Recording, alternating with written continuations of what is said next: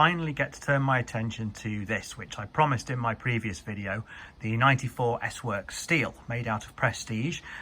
This was a really interesting bike in its day. It was very much the sort of last of its line, and it was produced by Specialized as a sort of nod to the old school. There were two S-Works rigid bikes available at the time, and the far more popular one was the M2, made out of metal matrix composite, which is aluminium based and immortalized by the legendary Jason McCroy. The M2 is the predecessor to the M4 that you may have seen on my previous videos that I've got in my vault. This steel S-Works was aimed at the purists. It certainly wasn't intended to have a suspension fork, which we'll talk about later. The original rigid fork that matches this has long gone, and it's almost impossible to source a replacement, which is why this bike was donated to me.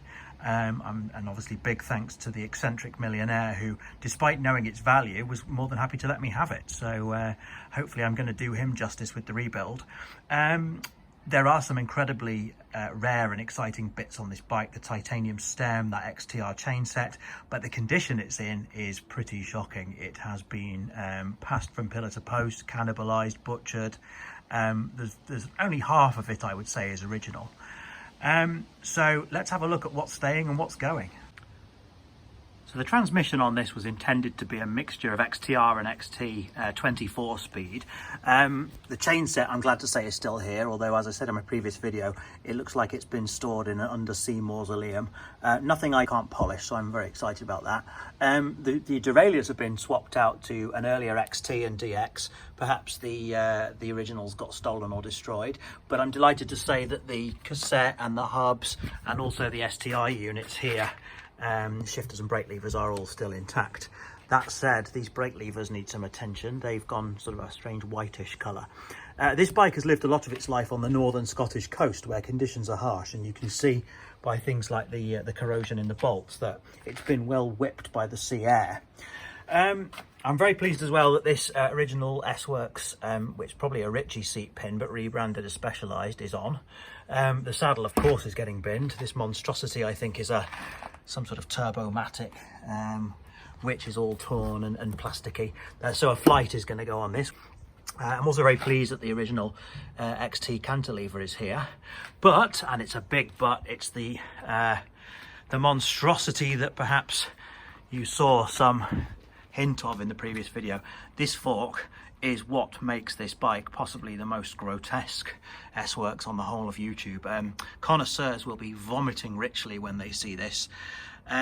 Okay, in fairness, the Marzocchi Bomber is a good fork. If you were a hard rider on a budget in the early 2000s, this thing was a game changer. But it does not belong on an S-Works, and it needs to go. I completely understand why it's been put on, because finding an original fork, either the rigid that came with this or the optional, I think it was a RockShox Specialized co-branded Judy FSX it was called, which was the suspension option, are so hard to find and expensive if you do find them. So I am going to find a fork for this bike that hopefully does it justice, although it won't be correct. And finally, to add insult, some comedian or psychopath has put on this plastic V-brake, which looks like it began its life in Toys R Us, with a faux carbon insert and a rusty pipe. Now, I'm not going to bin it because I don't like waste. I'm going to put it in a parts box deep in the vault of my workshop, and one day I'm going to give it to one of my enemies. So if I don't like you, this is what you're going to get.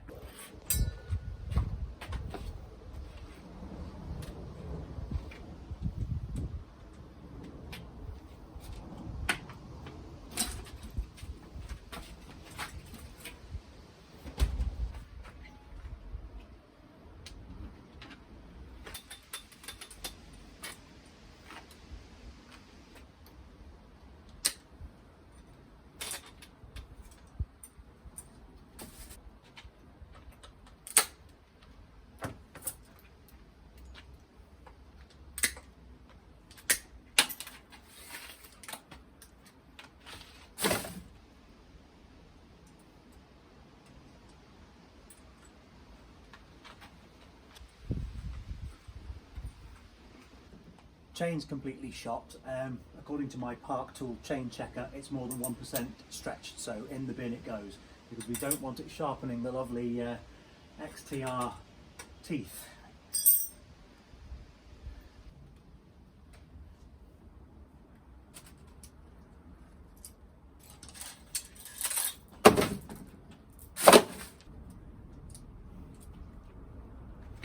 clamping band on the XT front mech is another victim of the salty seaside climate, but also nothing I can't polish. Lovely original Elite bottle cage. Amazingly, somebody's worn a channel into the aluminium obviously from years of use. So this thing's clearly been ridden hard.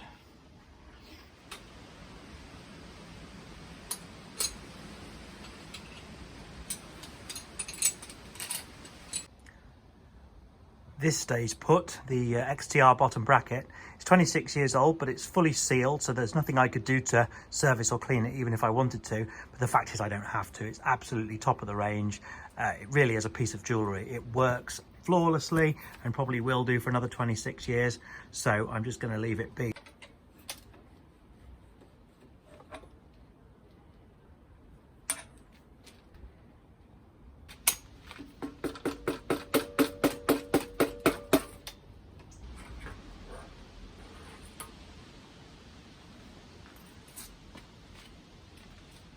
So Claude and I have just rocked up at the office. I'm meant to be running a company from this building, but predominantly it is being used as a storage container for excess bike parts.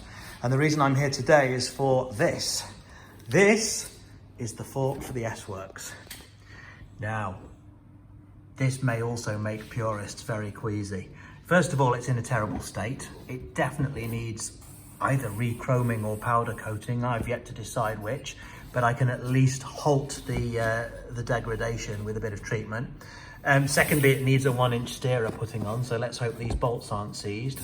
And thirdly, of course, I've already been told off by one purist because putting a handmade British fork on a top-end American bike certainly wouldn't have been done stock from new, but it is something that a lot of British riders, myself included, would have done in the 90s, so I still think it's an appropriate fork.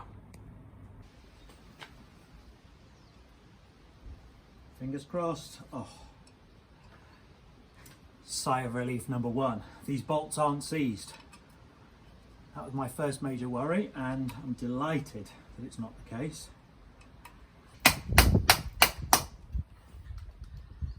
Not particularly precious about this one. I think it's a 1.5 inch, which is a steerer dimension that I have never and probably would never use, and it's threaded, so unless I suddenly acquire a Klein or an Alpine Stars or some other such oddity from the period, this steerer is unlikely ever to be used.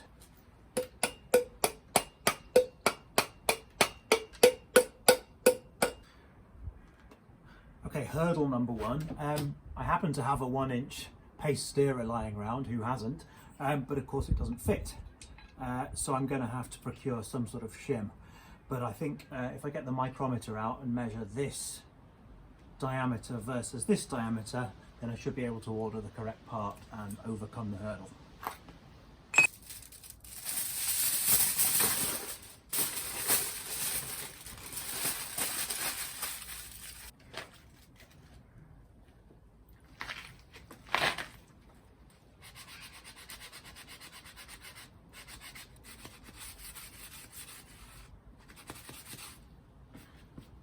This is another YouTube trick that I've never tried before. Scrunched up ball of aluminium foil, dipped in water and rubbed up and down on a chrome surface. Apparently gets rid of rust and brings back the shine. I thought it was an old wives' tale, but it seems to be working. Even if it doesn't work, I don't really care, because obviously I'm going to have to re-chrome this. I think a lot of it's beyond repair. But we'll give it a go and see what it looks like. Corrosion aside, this is a beautiful fork. It's incredibly light, really nicely made. I've never actually ridden a rigid pace fork before, but obviously if you've seen my previous videos, you know how much I love my RC36. So I'm really looking forward to getting this thing on and just testing it out.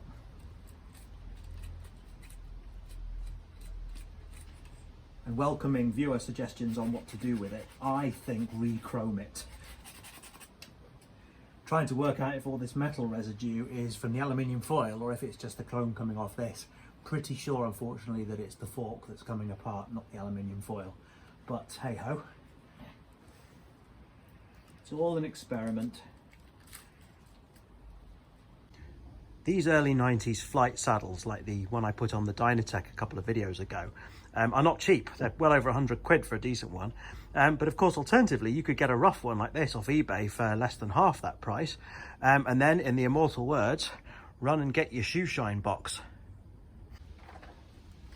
Now the trick here is using boot polish to restore the black leather, but without obviously polishing over the white graphics, particularly where it says titanium here, because of course any 90s kid, that's where the value lies.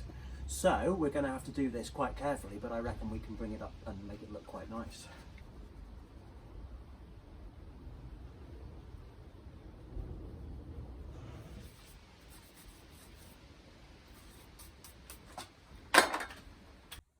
Just a quick aside on rust treatment. I'm not going to do a full tutorial because there's plenty of that elsewhere on YouTube. I'm going to use WD-40 and T-Cut for the odd spot on the frame. I've done 24 hours in white vinegar for the various bolts. And finally, I'm going to use some very, very slim paint brushes and some of this Loctite stuff on the rather crusty pedal cages on these Sakai low-fats.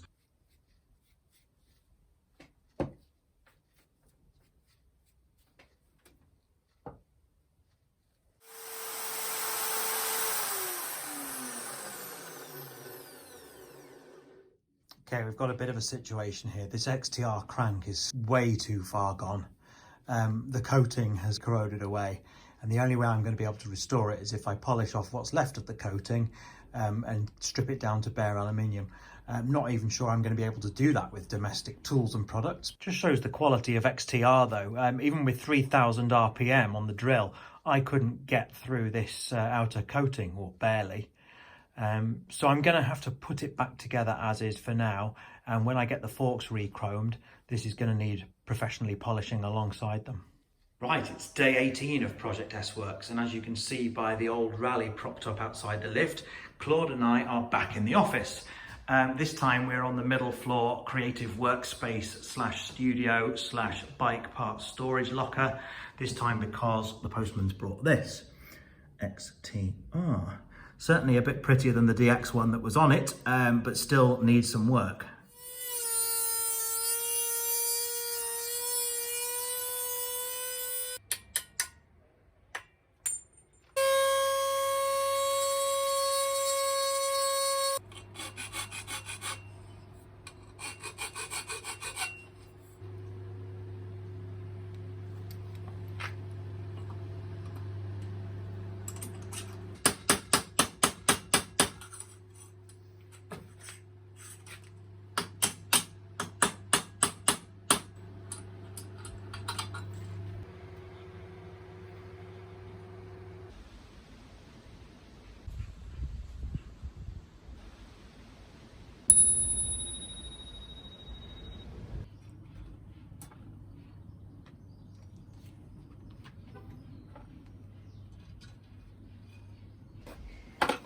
Is that going to be your bike so that you can ride on it? It is going to be my bike. Do you like it? So that you will ride on it. I will ride on it.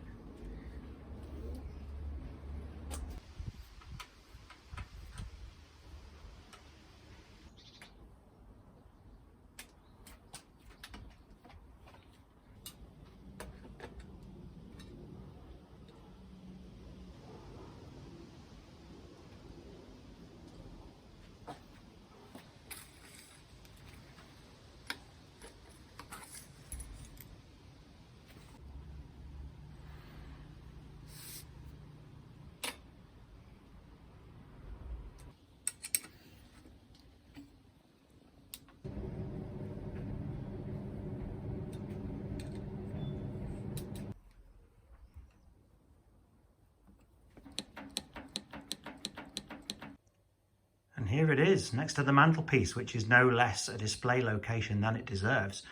This is the end of today's project, but I wouldn't say this is entirely finished. Although it's fully built and functioning perfectly, it still needs a little bit further restoration. I'm not entirely happy with the pedal cages, of course the finish on the crank and the corrosion on the fork. We'll definitely welcome any recommendations from any of you as to how I might be able to get those professionally finished. Otherwise, however, it's incredible and I'm absolutely thrilled with it. I'm more than happy with the odd battle scar in the original paint because I don't have a problem with things like that. I think it contrasts nicely with the gleam of the newly restored shiny bits. Loving the shiny Flite, which I got nice and cheap, and the pink bits I'm afraid I couldn't resist, although I put Xtr grey gear cables to contrast against the brake cables. And finally, as I know a lot of you will be asking, it weighs in under 11 kilos, which just demonstrates why it was so expensive in 1994. This really does make it, in fact, the lightest mountain bike in my entire collection, including contemporary ones of carbon and titanium, including newer S-Works models. Obviously, because it hasn't got suspension, I guess, is part of that, but very impressively low weight to come in at about 10.8 kilos. So all that's left for me to say is thanks for sticking with me over the weeks it's taken to finish this particular project. Please hit that like button and subscribe and hit the bell if you want to see more videos of bikes, ancient and modern, being built and actually ridden as lockdown starts to ease, and of course plenty of other outdoor adventures besides.